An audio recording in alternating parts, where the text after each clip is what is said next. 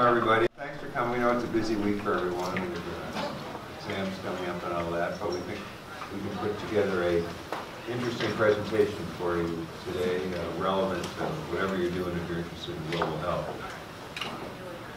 Emory's Global Health Institute started about 12 years ago. It started in fall of '06. And it was put together as a result of basically a competition across campus. Emory had monetized some intellectual property, which become the most commonly used antiretroviral agent, and had funding, considerable funding from that in its coffers, and needed to spend it along specific lines. There's regulations that say you can't use intellectual property profits for building or just to add to your general funds. You need to do something specific with it. So Emory put together a competition, which Peter Brown and I did the global health part of it, and then we competed against other parts of the university that wanted to do something related to legal issues or religious issues or other things, and we won American Idol. So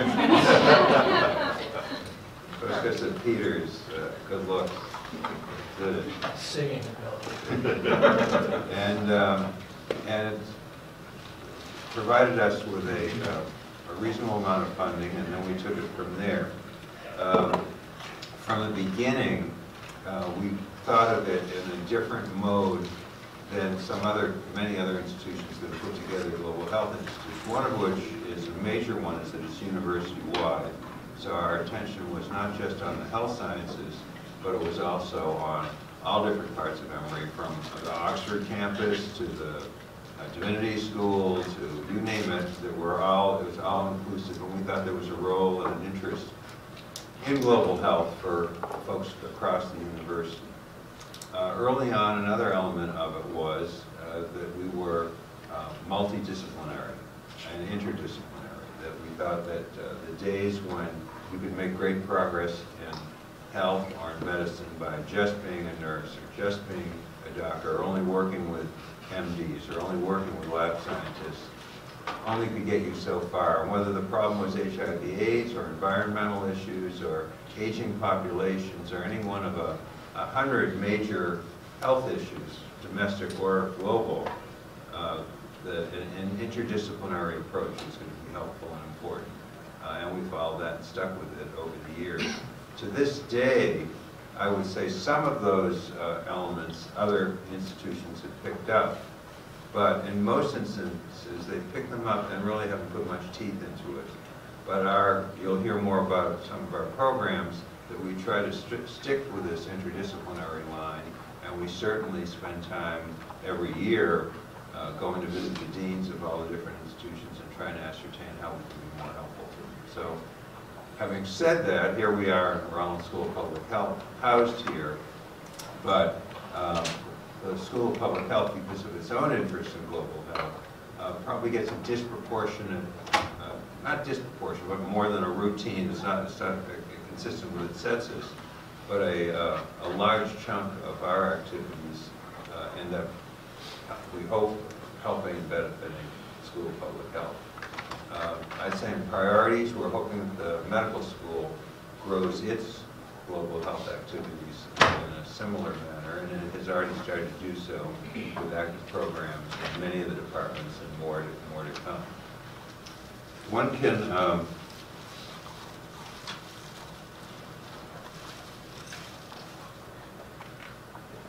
can categorize the programs we've got going on with Global Health Institute into 4 general areas. One, the partnerships we've got across Emory, and then additional centers, the Ethics Center, the Institute for Developing Nations, et cetera, and other parts of the university.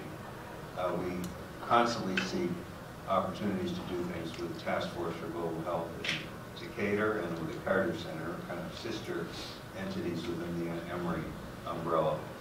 And then we have faculty programs, student programs, and external grants, and we'll go into those in some more detail with you. And with that, Parminder Suchdev is professor in the Department of Pediatrics and Deputy Director of our Global Health Institute, is going to take it from here.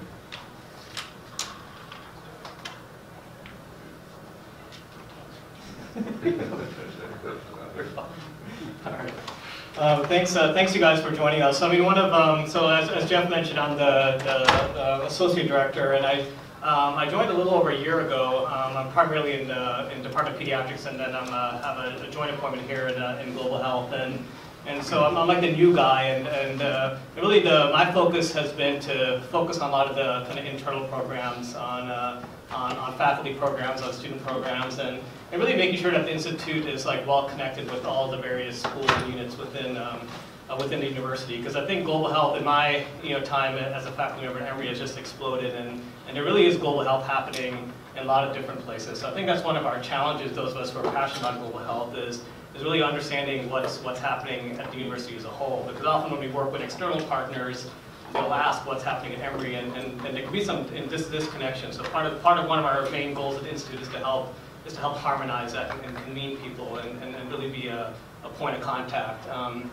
really with the goal of bringing up global health in all areas. I think we say we're successful when global health is happening, and even in places where you might not typically think of it. So this is so I'm going to talk a little bit about some of the student programs at the Global Health Institute. So how many students are here? Unless you guys have finals, but okay. Yeah, so pay attention. This is going to be for you. So I think one of the kind of signature programs at the Institute that started at the beginning and was a Field Scholars program. So to really support multidisciplinary teams of students to have either an overseas or a local global experience. And to me, I've visited a lot of other global health institutes and been at other institutions. I think Emory is really unique in that it really started at the vision, at the onset of really requiring multidisciplinary connections across campus. So these teams have to include 3 different Emory schools, and they get each student as part of the team gets $3,000, and it supports an experience. And then I think as a faculty member, especially as a junior faculty member, this was a very helpful way to engage in global health too. So I think I led a couple of these teams when I first started off. I don't know if any of the faculty in the room have any of you guys participated in the Field Scholars team. So I think it also gives you a chance too to get involved in global health at Emory kind of when you're first starting on too and ongoing. So a couple of new things that are up and coming with our Field Scholars program. One is we've started a partnership with Georgia Tech. So they're going to be Georgia Tech students are going to be included on these teams. Just last night, Georgia Tech had their expo, which is where all their undergrads kind of come up with design elements, and these can be in areas of health, but also outside of health. And that's a competition to have judges. And the 2 winners were both global health related topics. So one was looking at a way to deal with the pneumothorax in Ethiopia. Another one was looking at non-invasive fetal monitoring, which will also be valid in Ethiopia. So the idea is you have these engineers and tech folks are coming up with great ideas and designs, but then they need to evaluate them and field test them. So then that's a natural partnership. And so one way to do that is at the student level to start off with, to make those bridges connections, but then eventually to even make these prime time and make these actually in the field. Another new area in partnership is with the School of Medicine Discovery Phase. So the School of Medicine students have to spend 9 months doing a research project, and so that's also an opportunity to have a lot of them want to do global health. And then this year we're also going to fund local students. So typically the funding has gone towards Emory students, but we felt it's ethically imperative and also important to support the students the peers that our students are working with. So the students that will be part of these teams will also get a stipend to support their work in countries. So I'd say those are some of the new things with the Field Scholars program. And the case competition, has anyone here not heard of the case competition? So I'd say this is probably our signature program. I'd say that that the Emory Global Health Institute houses. It was really the idea was from a business student, and this is a common kind of concept in business schools where you're given a case and then you have to come up with a solution. And so this is going to be the 10th year of the case competition, and we're planning to do an evaluation. Several faculty from the department here are going to help us with that in terms of what's happened over the last 10 years. And so we've got 63 universities participate, and this year we're increasing the international case competition from 24 to 30 teams, so we're expanding it. It's going to create some logistical challenges in terms of space, but I mean, it's amazing to me, like, so this year the site opens if you're a school and you want to participate, and within 5 minutes we had like 45 schools that had signed up, and then automatically 15 of them are on the wait list.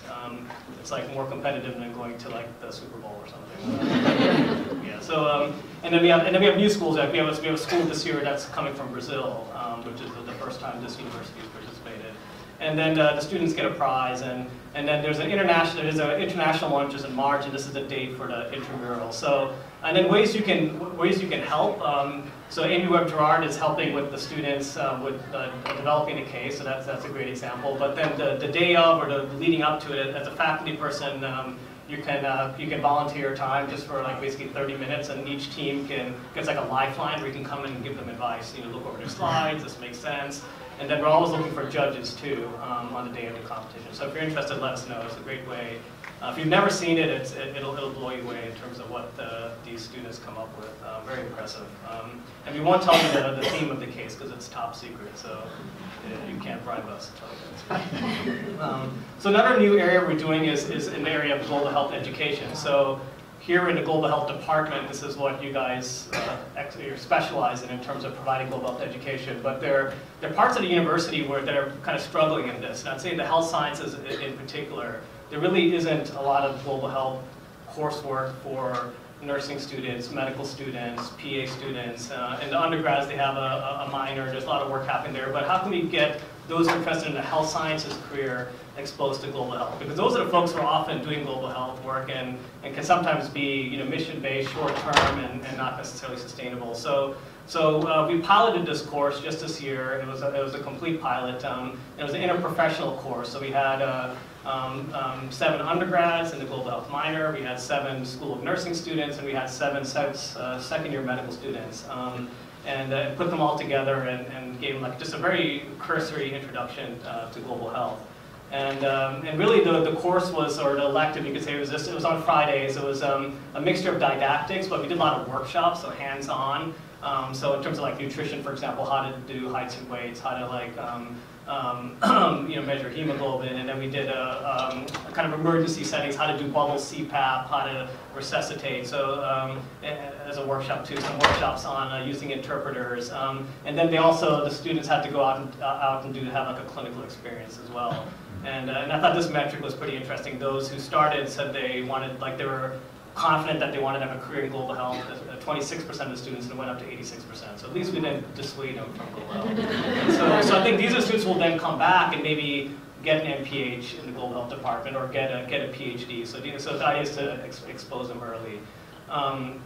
So let's talk briefly then about the faculty programs. And in terms of, I think one of the signature faculty programs is something Rob started several years ago, the Faculty Fellows Program. And this is a way to bring together junior-ish faculty members across the university. So we have 27 faculty fellows from all 9 Emory schools. We also have 2 from Georgia Tech.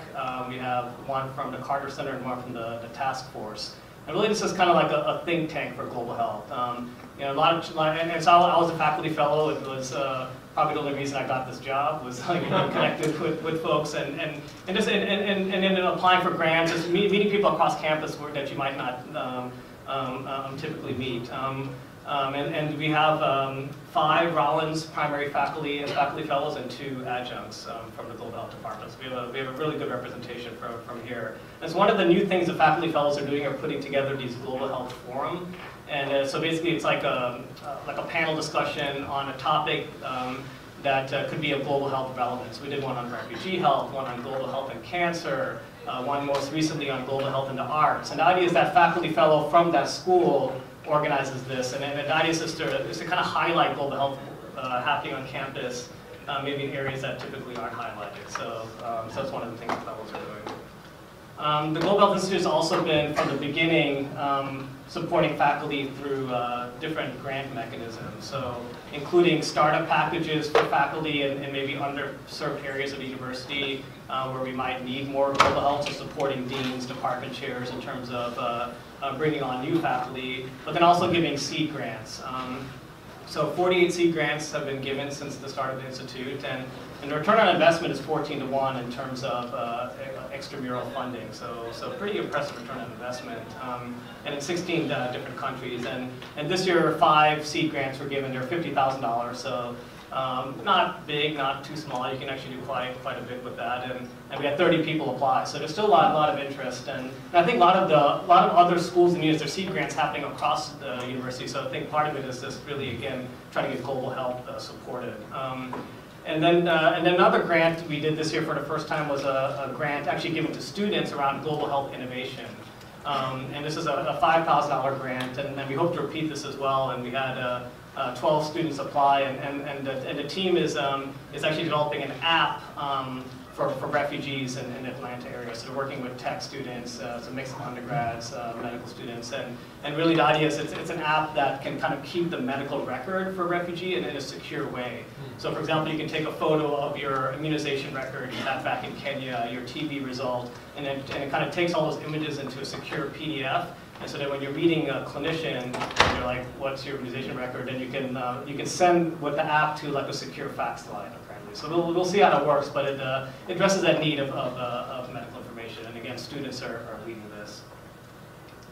So the last thing I wanted to briefly mention is I think the Institute also has a unique opportunity of being a convener of kind of taking on kind of challenges in global health. And I think one of the things, at least me personally, been here for a while, is like a lot of my work is international, but I've often just struggled with all the needs we have here in Atlanta. So when I'm seeing patients over at the hospital who are immigrants and refugees and really have no medical home and no way to follow up, and it's been very frustrating. And so having joined the Global Health Institute is a unique opportunity for kind of doing something broader around the area of refugee and immigrant health. So this REWA is this alliance that's been put together. It's been about a year, and really the goal is to improve health and wellness in the Atlanta, Clarkston area.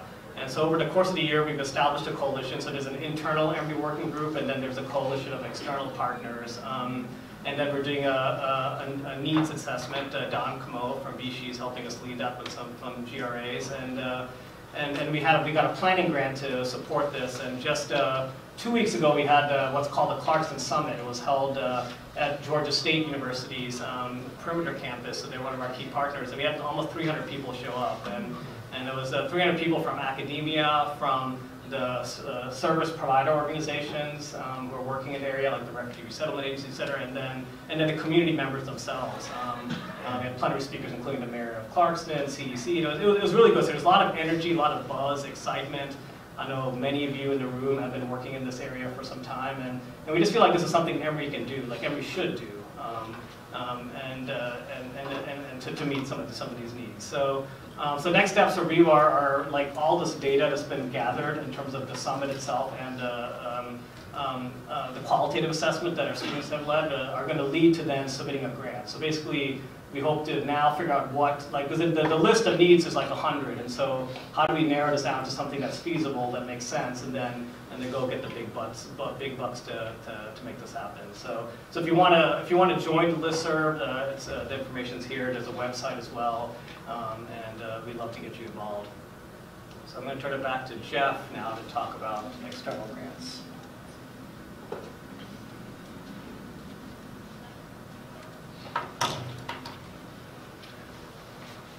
The external grants represent interests we've had within the Institute and have pursued. There have been periods of time when our internal funding for programs within the university has been scant. And during those times, we've sought funds from outside for major projects. You can see a smattering of them here up. And I'm just going to talk a little bit. The China Tobacco Control Partnership was funding we got from the Gates Foundation to address tobacco control in China, which is a challenging task. We focused on cities, initially 14 cities and eventually 22. Had a remarkably successful program. It was ran ran through its course of about 8 years, and then had support from Pfizer for several more years.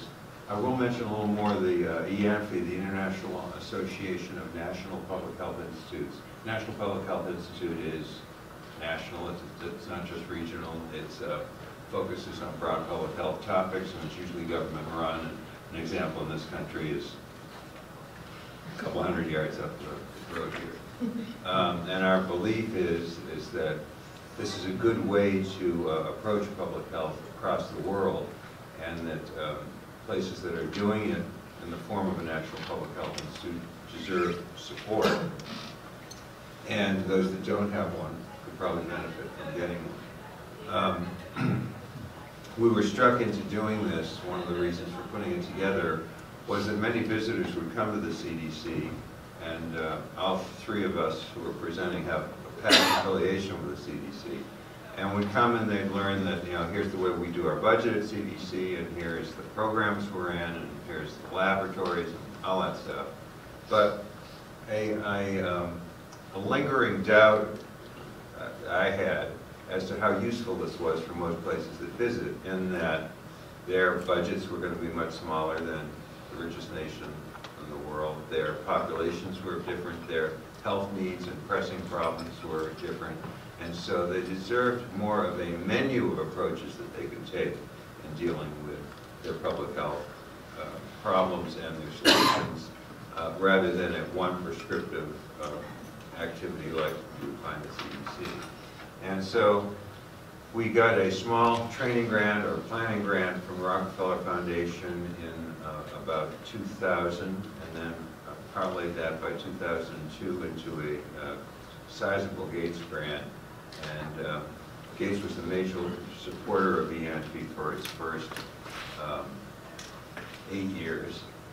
7 years, and then we segued over to support from the federal government via programs from CDC.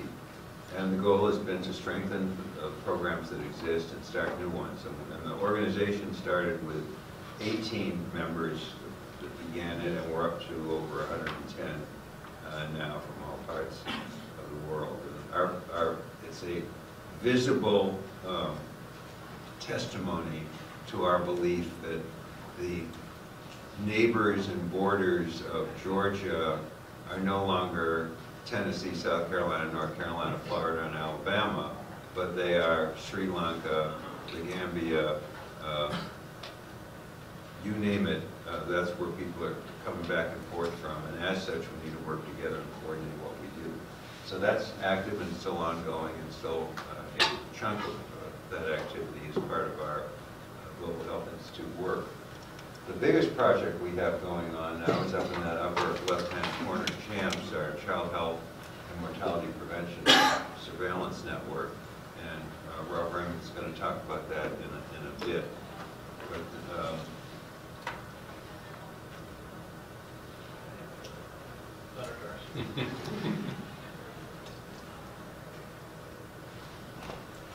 in terms of EGHI and its projects, we were just on the phone today. We're talking to colleagues in Europe and at WHO about doing more together and having some more formal arrangements or things that might be done. And it's an ongoing program with heavy focus on sub-Saharan Africa.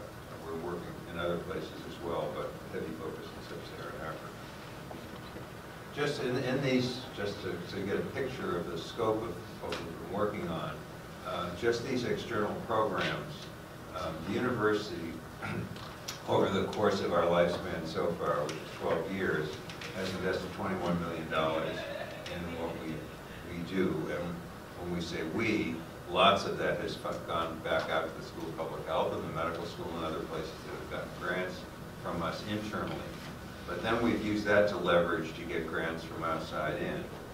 And in terms of return on investment, just from the grants that we as faculty and staff of the Global Health Institute represent, we've gotten a 7-to-1 return. For every dollar that we've been given, we've gotten $7 back. And that approaches $150 million for our first 10 years, just from us and the Global Health Institute.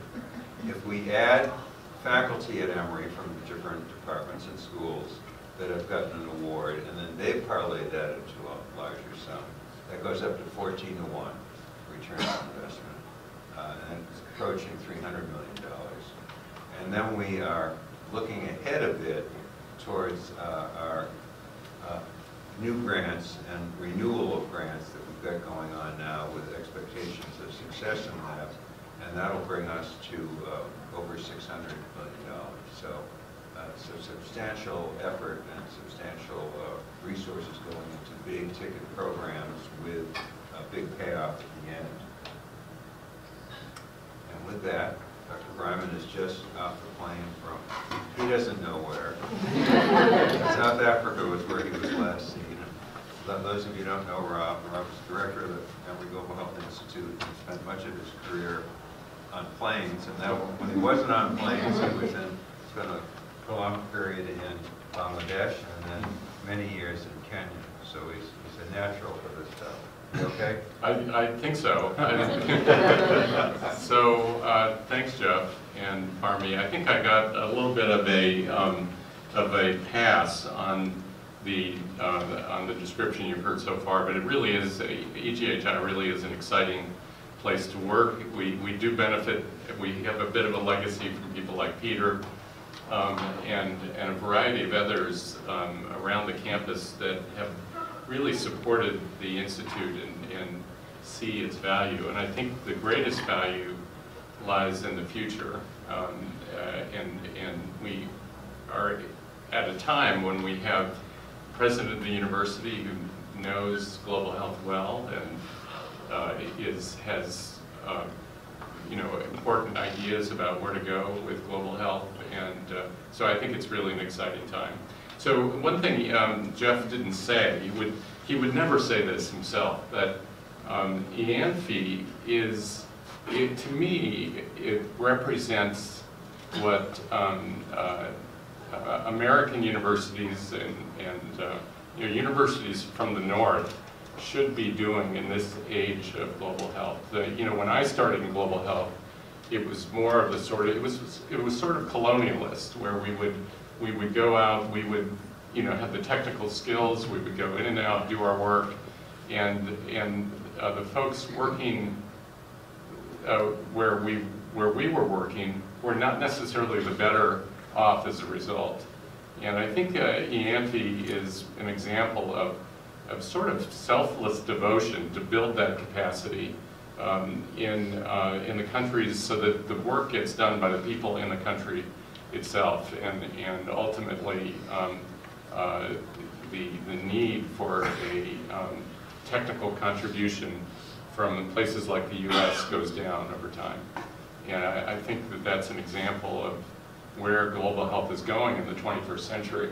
And in some ways, I was trying to I have kind of an interesting task, because what I'm about to talk about is a little different from what you've heard so far, but there's a lot about what we're doing in our special programs that is also integrating and also has that kind of perspective. And CHAMPS is a massive project, and I feel very,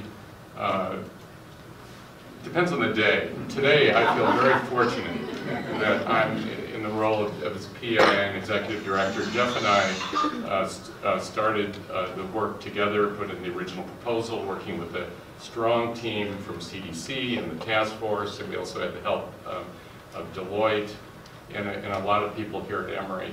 And so what we have, so I'm actually not going to talk in detail about CHAMPS today, because it's a long story, and I've promised that, and we're in a position now where we have a lot of data, that I will put together a seminar, let's say in the spring, where we can go through some of the cool data that are coming now, and we'll have some of our illustrious team give insight into those findings. But these are the objectives. And what is really unique about CHAMPS is that for those of us who've worked in the area of childhood mortality, up until recently, the available data was based on very non-specific information, like post-mortem interviews, which, for one thing, aren't that prevalent. but they aren't done that often. But even when they are done, don't really give you the kind of detail you need to prevent, to develop programs to prevent mortality. And what this project does is it brings in post-mortem studies where specimens are collected, and in the end, we learn a lot about what's actually responsible for death. There are too many examples to give right now, but typically, when you read the global burden of disease, reports that often are published in The Lancet, sometimes 25 to 50 pages with more than 1,000 authors. That's a whole other topic. But the rules have been that there's only one underlying cause of death. In fact, they often go by the concept of one child, one cause of death. And one of the major things that we're observing with CHAMP so far is that there is an underlying condition that sets up mortality, but then there are multiple other conditions that are in what we call the chain of causation. And it's very possible that you can interrupt at any point along that chain of causation and prevent mortality. And in the end, that's the focus of this work, is to identify ways that can, the global community, people working for places like National Public Health Institutes and Ministries of Health, and also big stakeholders that fund projects and support work to prevent mortality, can really target with programs that would reduce mortality and ultimately bring down the very high childhood mortality rates that exist in all the places where we work and in others. We still say that although mortality has dropped immensely in the last 20 years, that the childhood mortality is probably one of the greatest examples of global health inequities, because in the United States, 1 out of about 170 children don't make it past their 5th birthday. But in the places where we work, that ratio is between 1 in 8 and maybe 1 in 20. And in fact, if you go to Finland, which is the place where everything is nearly perfect, it's 1 in 500. And so that gives you an idea of what's possible. And the goal of CHAMPS is to provide this sort of data that will enable programs to bring those lines closer to equity. But we also are creating the ability to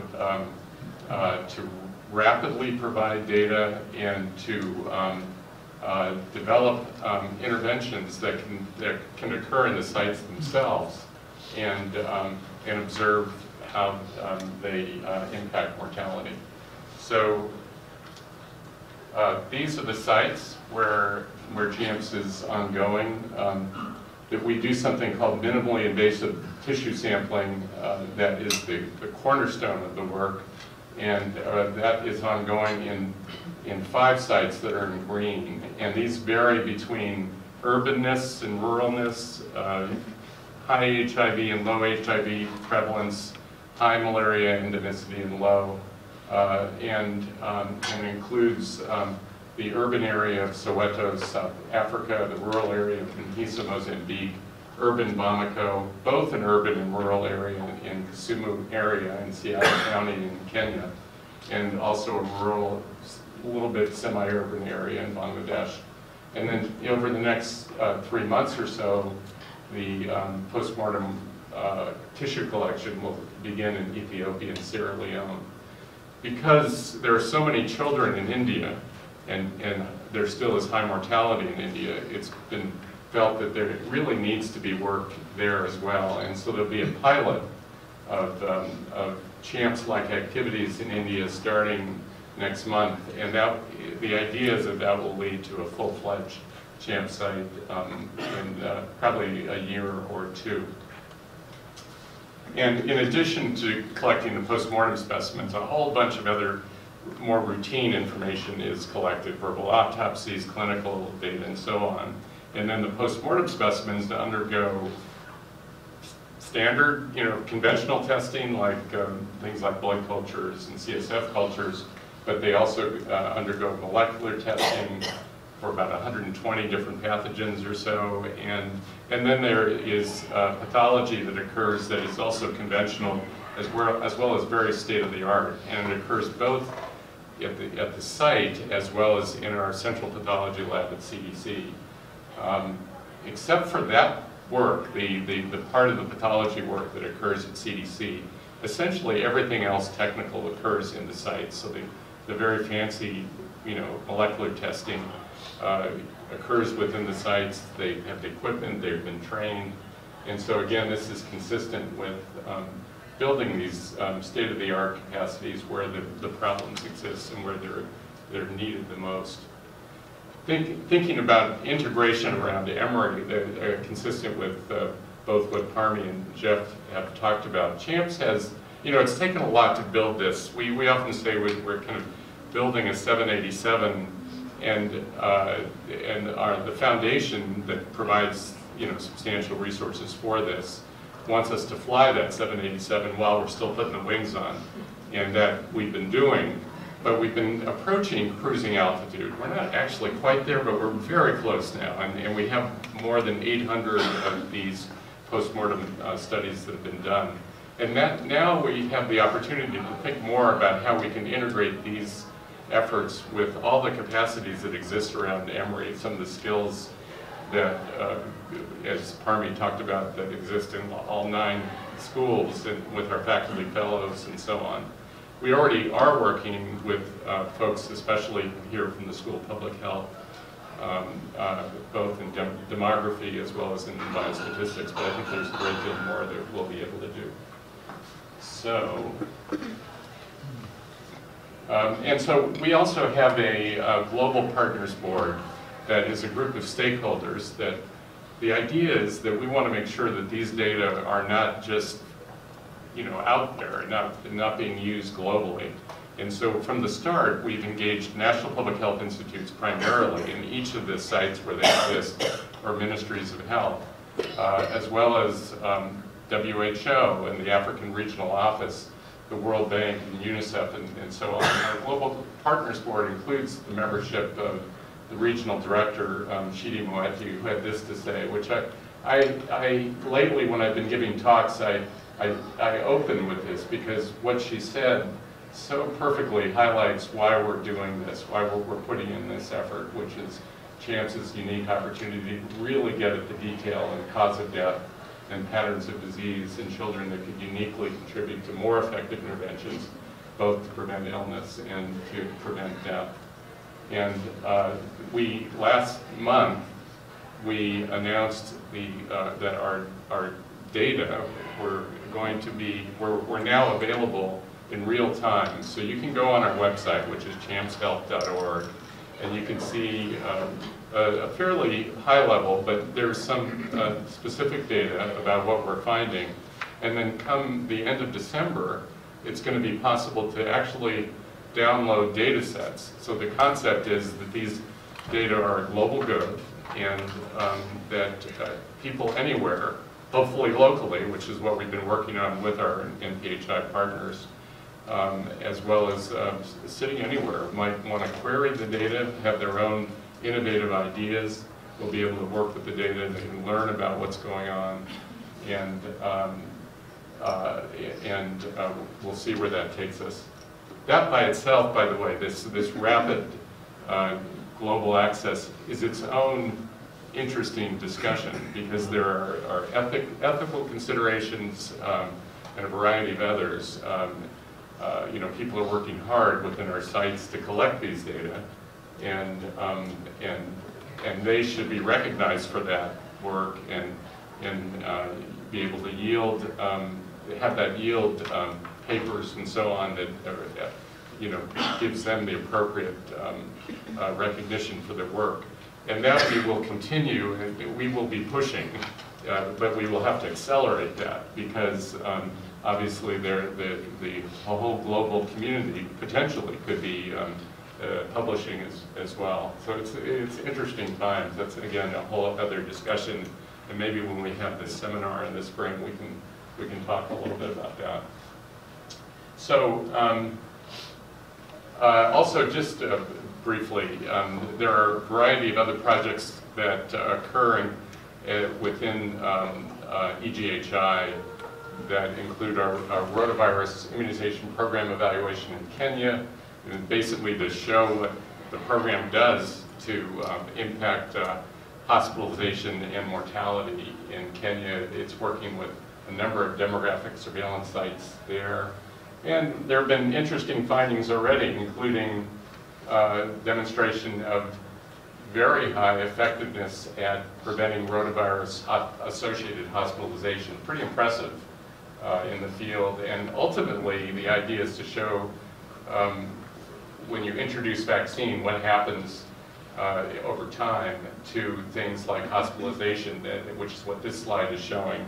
The greatest impact would be to be able to show there's reduction in mortality. That analysis will be coming soon, but I'm not sure the numbers are going to be great enough within the study to show that.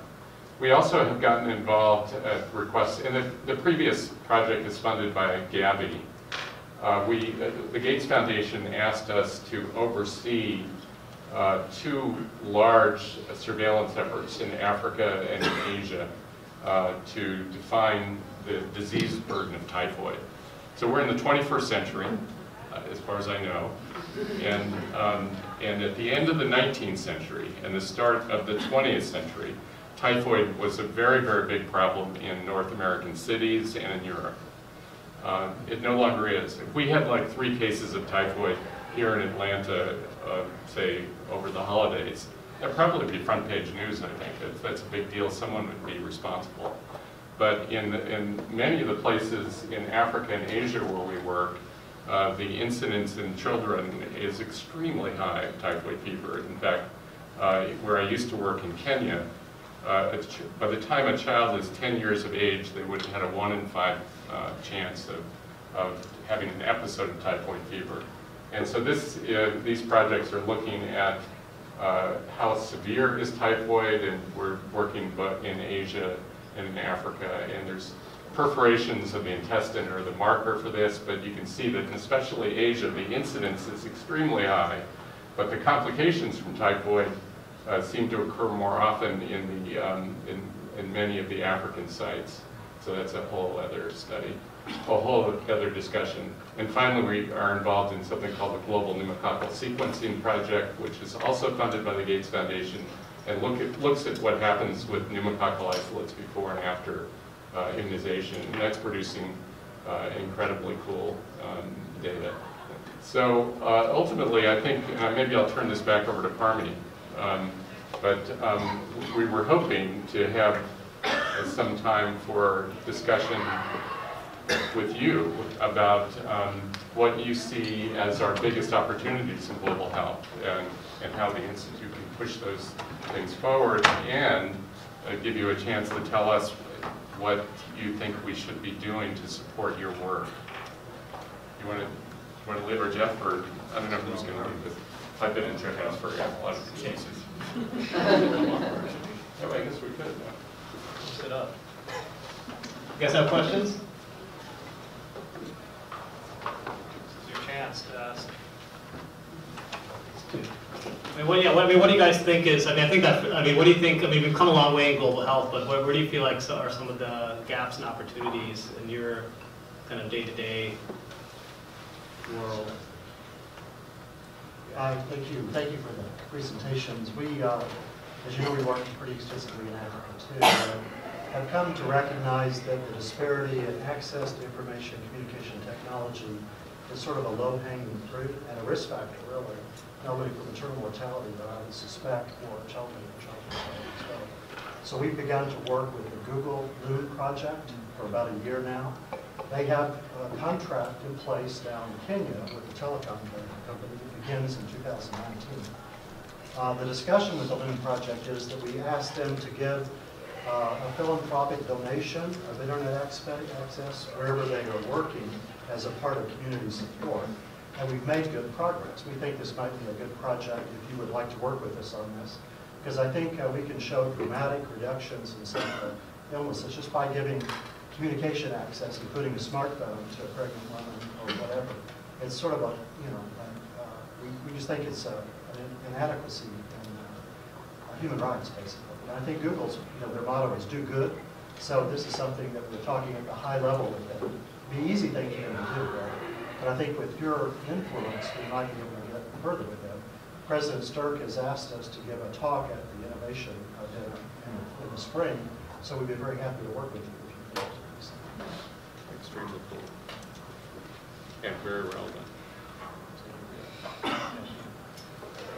Thanks. I think one area that Emory could contribute a lot to is something after the global burden of disease started using DALYs as a measure, and that global mental health really rose towards the top of something. And there's a movement for global mental health, which is in which Emory anthropologists have contributed some to, but it's a great opportunity. And even in our Department of Global Health, we just started having the first kind of basic course in this, but this is an area in which that and road traffic safety, which came to the fore, are areas that the non-medical, non-health science parts of the university could be more involved. I don't know exactly how we do that, but I think that Vikram Patel, one of the big leaders in this, that has been here a couple of times, and investing some money in that area, I think, would be very good. You got to mention your discussion with psychiatry and. Yeah, the psychiatry department at Emory is developing a track in global health for trainees, and they've been working on it with several talented staff on it. I think there's considerable interest in the program. So what we've also urged them to do is, knowing about the kind of background and work that the Department of Anthropology has done, we've urged them to do some things together, because those are two strengths that I think are very complementary. And as you said, they go well beyond just the narrow biomedical sciences. But yes, I think we're going to start moving in that direction. Let's go there first. What I'd like to see is if there's a way that we could interject more in other countries, public health in their academic curriculum, different core curriculums, throughout the different schools. Let the young people start learning about public health and make it as part of their norm, their learning experience. Yeah, I mean, I don't know if others can comment on that. I mean, I think Emory hasn't really gotten to that quote business of kind of setting up satellite universities, and I think a lot of universities are doing it, but there's definitely some ethical issues with that. I was just at an unnamed university, and they've set up all these kind of satellite universities, and then where local students are then paying kind of American tuition rates to then get their degrees. So I know you're working on some of this too, right? In terms of like through technology and stuff, it could be done. But yeah, it's an important point. Right, but I was thinking more in terms of working related to government when they set up their curriculum for the entire country, working with that. Yeah, absolutely. Start working to build that as part of it. I agree. And that was more consistent with your model, Scott, and in a way the ANFI model, to again, not feather our nest, but to do what we can to build that up, build that capability up locally.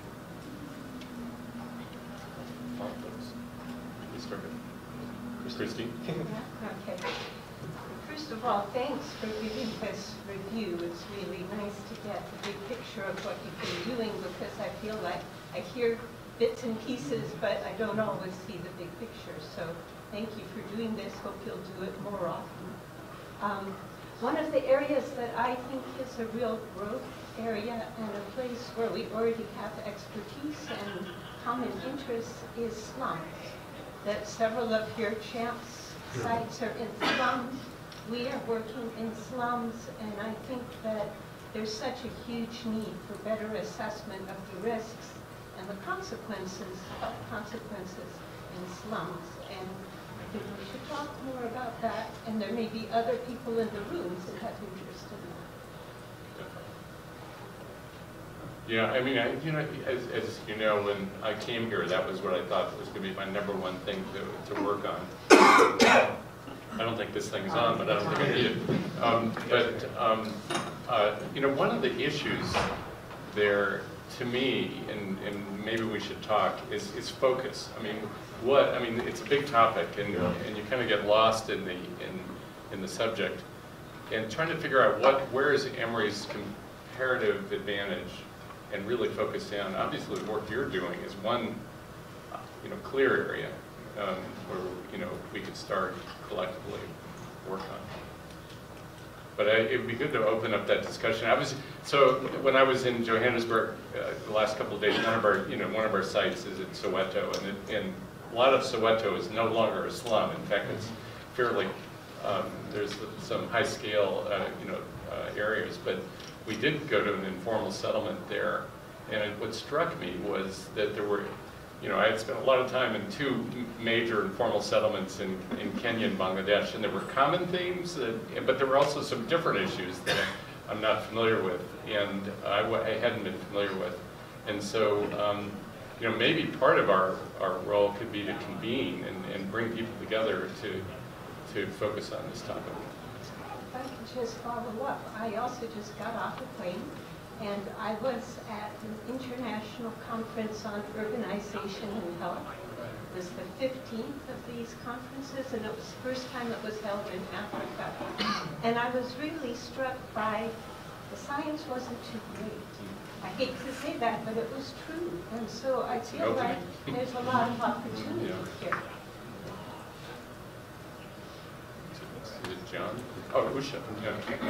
So, thanks for a very nice presentation.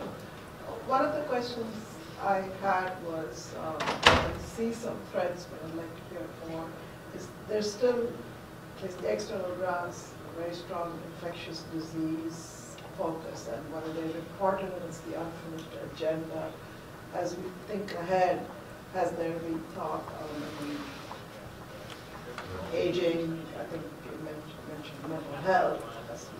What's going to be GBD 20 years, 50 years from now? So that's one thing. And one of the, I think I hear it between the lines, but something we've struggled in when I was working in mental health is the whole thing of health system strengthening, because that affects across the board, whether you're not getting your prenatal care, or you're not getting your insulin, or you're not getting your mental health services. And I think there is strength. That's an area that cuts across disciplines, and I was trying to hear, I'm sure some of the IFB efforts, people working there are struggling with that. So I'd just like to hear, is that a niche? It's not a sexy topic, unfortunately. Yeah, I mean, I am certainly not one to define sexy topics, so I don't know what is or isn't, but health system strengthening, health system issues in healthcare access is, it comes to all the things that I just mentioned, comes right into the core. When you look at childhood mortality, in fact, when we put together the original proposal, we included for CHAMPS, we included a section that enabled the evaluation of healthcare access that would have parts of our CHAMPS areas where there was like a 911 kind of option in transport to facilities and training in facilities and diagnostics. And we thought that we could show that the impact of something like that on mortality would be probably more than any widget that could be developed for a specific disease. But that idea wasn't supported. It was also expensive on top of the expenses of CHAMPS. But I think part of what we're going to show, because of the way we're collecting data, are gaps in health systems. And the question is what to do with that. Do we have, would we be able to convene people here? Could we develop as an extension of the case competition, we've talked about having hackathons where we present a problem related to childhood mortality that might have to do with the health system issue. and come up with, you know, evaluate ways or come up with innovative ways to address that. Or as you say, bring the business school and the law school and others around campus and consider those issues. But to me, again, it's a matter of focus. It's such a broad issue, in deciding, you know, what's Emory's role is almost requires a little bit of a summit.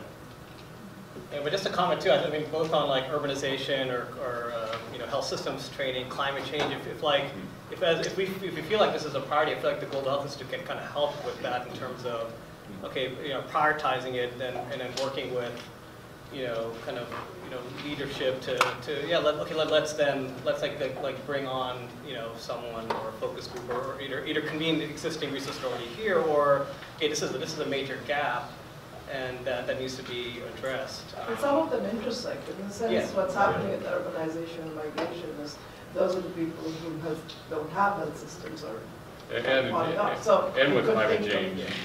So maybe our initial step, the fairly low-cost thing that we can do is that power of convening and bringing people together. John, did you give up? Or? It was related to mental health. I'll talk to you and Jeff about it later. Thank you so much for having this.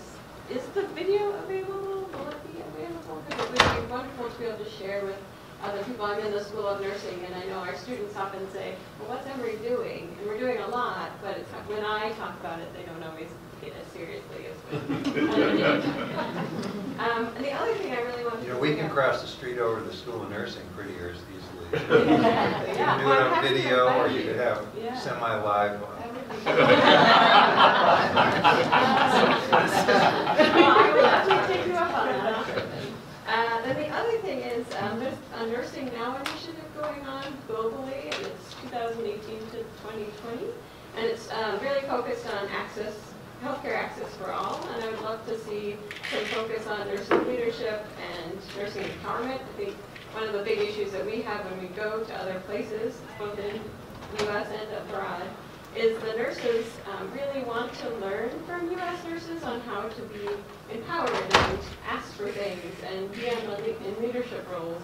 And we're working on that in the U.S., but I also feel like we have a lot to offer similarly to the NAFI to building sort of nursing capacity. Not necessarily in skills, but in being able to change systems. Thanks. Oh, yes. First of all, thank you. I second Christine's sentiments. Thank you for this really informative presentation. We're on the same floor, so I feel I should know about all that EGHI does, but in fact, I'm learning a lot. I only see you at the swimming pool. Right. In fact, when he's not on planes or running around the world, he used to be found there months. But my question was, I think in terms of strengthening, health system strengthening and the role of convener that Emory can play, an important area of inquiry could be the role of NGOs. Emory has all these connections with Carter-centered care, the task force for global health. So what would be in sort of a positive and empowering role that NGOs could play? I know sometimes they don't play a positive role in some contexts. So that would be a question that I would like is within the realm of the mandate of EGHI, but I think it would be really interesting to explore. And maybe encouraging certain NGOs to get involved that might not currently do it, have certain skills.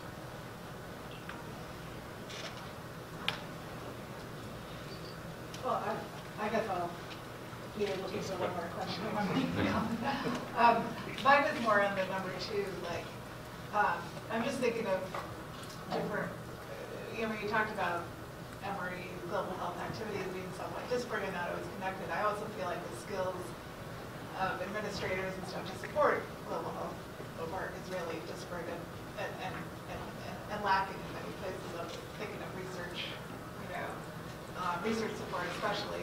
I don't know if there's a way. Obviously, you have some big grants and big programs, I mean, is there any way that you can use some of that expertise to improve the kinds of people in school medicine or here? I can only speak for medicine, but in terms of doing some of that administrative work, I find I get assigned to people that have never done an international grant. So you mean in terms of going out and seeking funding? No. process. I mean like research administrative support, Oh, yeah. like contracts and, you know, I just, Yeah. there's just very different levels. I'm just thinking of, you know, I mean, we should be overall trying to, you know, strengthen everyone. EGHI certified people. Yeah, one of the ideas we've had, I don't know if this would be feasible, maybe I'd love to get your guys' thoughts, is that because, you know, global health just continues to grow at Emory, and so could there be, you know, we periodically meet with the deans on an annual basis, and leave, but like often, you know, that's great, but does it get to the administrative staff, the faculty? Probably not. So could there be a model where there's like you know, like an office of global health, you know, in the various schools, where then there is an administrative hub? I mean, here you don't need one really, because you can do that, but I agree, like otherwise then there's just some familiarity, there's at least someone trained on how to do that, or to have a point of contact at another school to leverage administrative processes. I think that would be good. And if you're thinking that we have it all figured out, I actually think that we probably need a support group, because we all have issues and ideas of how this could be done better here. And all I know is that there are other peer institutions that really do have their act together when it comes to research administration and support of the grant process. Because they talk about return on investment. They realize that if they do that they're much more competitive. The University of Washington is an example that puts a huge amount of effort into this, and they expedite critical things. So I think again, it's something probably we need to bring people together from various walks of life and figure out ways to do this a little bit more better and in a distributed manner, so that, as you say, people with bright ideas around campus don't feel like they have to reinvent the wheel.